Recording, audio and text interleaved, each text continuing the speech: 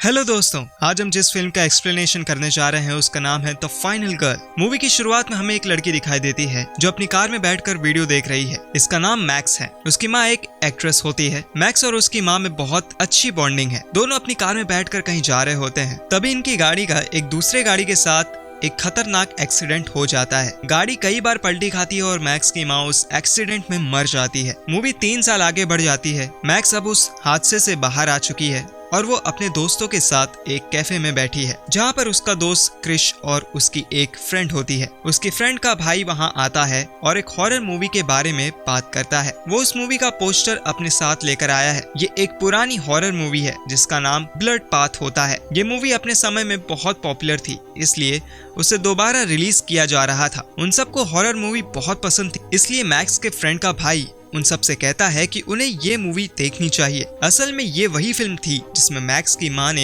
Acting की थी। Max शुरू में तो ये फिल्म देखने से मना करती है, लेकिन सबके मनाने पर वो भी फिल्म को देखने के लिए मान जाती है। वो सब थिएटर में मूवी देखते हैं। थिएटर लोगों से भरा होता है। वो 5 दोस्त इस फिल्म को देखने गए हैं।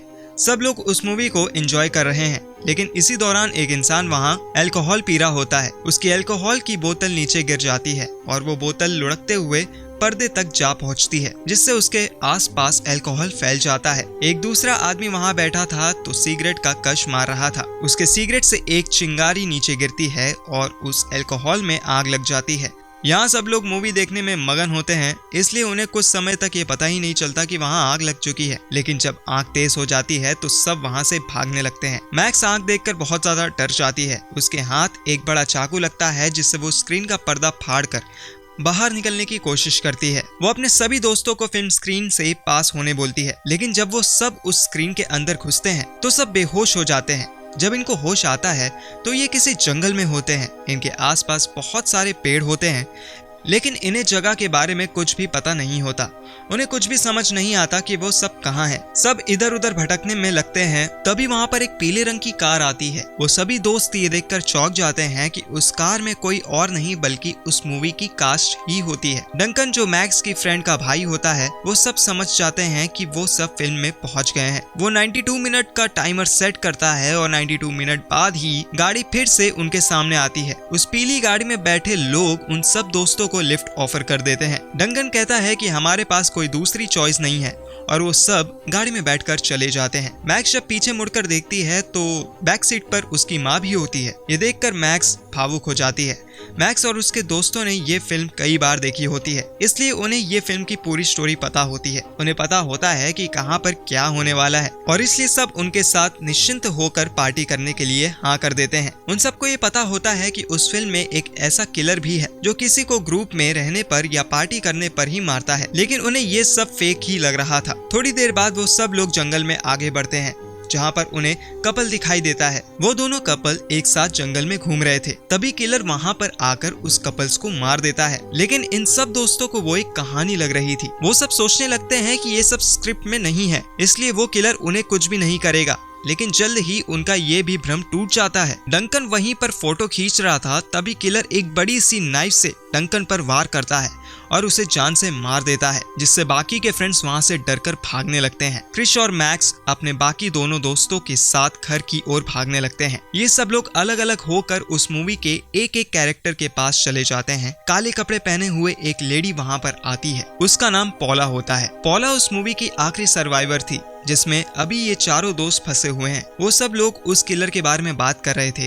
तभी चारों दोस्त पास्ट में चले जाते हैं, जहां उन्हें किलर का बचपन दिखाई देता है। ये दौर होता है 1957 का। कुछ लोग स्कूल पिकनिक में आए हुए थे, जहां पर एक बच्चे को कुछ बड़े लोग बुली कर रहे थे। वो लड़का एक कमरे के अंदर जाकर छुपता है, लेकिन लड़के उसके अंदर पटाखा फेंक देते हैं, जिससे बच्चे को बहुत ज्यादा चोट आती है और उसका चेहरा खराब हो जाता है। उस लड़के के चेहरे पर बहुत सारी पट्टियां बंधी होती हैं और वो अपने लिए एक फेस मास्क बना रहा था, जिससे वो अपना चेहरा छुपा सके। इसके बाद वो लड़का बदला लेने के लिए निकलता है। वो एक बड़ा सा चाकू अपने हाथ में लेकर उन सब बच्चों को मारने जा रहा था जिन्होंने उसे चोट पहुंचाई थी। वो उन बच्चों के कमरे में जाता है और अपने नाइफ से उन सबको मार डालता है। जब वो अपने नाइफ से वार कर रहा था, तभी मैक्स के फ्रेंड के चेहरे पर खून छिटक जाता है और इसके बाद सब लोग वापस से उसी टाइम में आ जाते हैं। मैक्स की फ्रेंड के चेहरे पर खून के धब्बे देखकर वहाँ पर मौजूद सभी लोग बहुत ज्यादा डर जाते हैं और बाहर भागने लगते हैं। जो लड़का शुरू में हमें दिखाई दिया था उसका नाम कर्ट होता है। वो अपनी दोस्त पॉला के साथ गाड़ी में भागता है, लेकिन तभी कर्ट गाड़ी से उड़ते हुए बाहर निकल आता है और उसका पूरा शरीर मुड़ जाता है,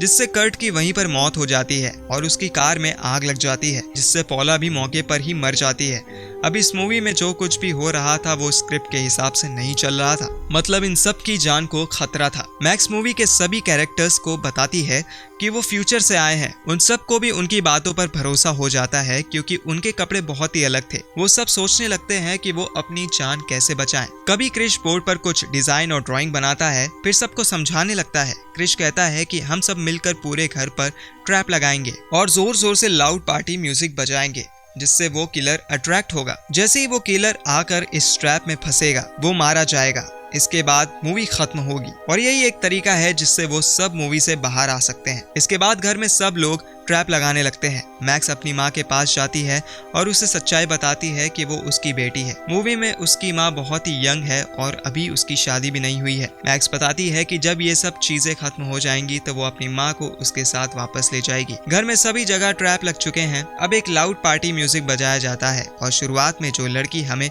पॉल वैन में दिखाई दी उसे डांस करने के लिए कहा जाता है, जिससे वो किलर अट्रैक्ट होकर वहां अंदर आ सके। वो लड़की वैसे ही डांस करने लगती है। सब कुछ उनके सोच के अनुसार ही होता है। वो किलर वहां आता है, लेकिन उस किलर को देखते ही वो लड़की डर जाती है। वो नीचे एक ट्रैप के ऊपर गिर जाती है और फंदे में उसका गला फंसता है, जिससे उसकी ऑन द स्पॉट डेथ हो जाती है। ये देखकर क्रिश बहुत ही डर जाता है, लेकिन वो दूसरे ट्रैप से हमला करने के लिए चिल्लाता है। लड़कियां एक बड़े से पेड़ के तने को हवा में टांग कर रखी हुई थी। वो उसकी रस्सियां काटती हैं और किलर दरवाजे पर आकर लटक जाता है। दरवाजे पर लगी हुई तलवार उसके आर पार हो जाती है। सभी लोग खुश हो जाते हैं कि उन्होंने किलर को मार दिया। तभी मूवी का एक दूसरा कैरेक्टर उस किलर के पास आता है और वो किलर उसको भी मार देता है। मैक्स और उसकी सहेलियां तीर कमान से उस किलर के ऊपर वार करती हैं और वो चलते हुए तीर चलते हैं। उन्होंने आगे एक ट्रैप लगा कर रखा था जहाँ पर पेट्रोल बंधा हुआ था। वो इस ट्रैप को खोलते हैं, लेकिन वो पेट्रोल को नीचे गिरा हुआ पाते हैं क्योंकि बॉक्स फंस गया था। किलर वहाँ आ जाता है। मैक्स की दोनों सहेलियां जैसे तैसे करके पेट्रोल उसके ऊपर गिराती हैं, लेकिन पेट्रोल पूरे कमरे में फैल गया था, इसलिए वो भी इस आग में झुलस के मर जाती है। वो आग से जलने के बावजूद भी उस किलर को कुछ नहीं होता।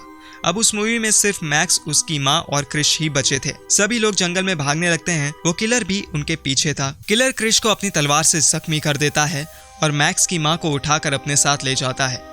मैक्स क्रिश को अपने पुराने चर्च में ले जाती है और उसे वहां आराम करने छोड़ देती है। फिर अपनी माँ को लेने के लिए आगे बढ़ती है। वो उस चर्च से एक तेज धार हथियार निकालकर उसके पीछे जाती है। किलर ने उस जंगल के अंदर एक घर में मैक्स की माँ को छिपा रखा होता है। मैक्स वहां पहुंचती है और अपनी माँ को छुड़ाने लगती है। तभी किलर वहां आ जाता है।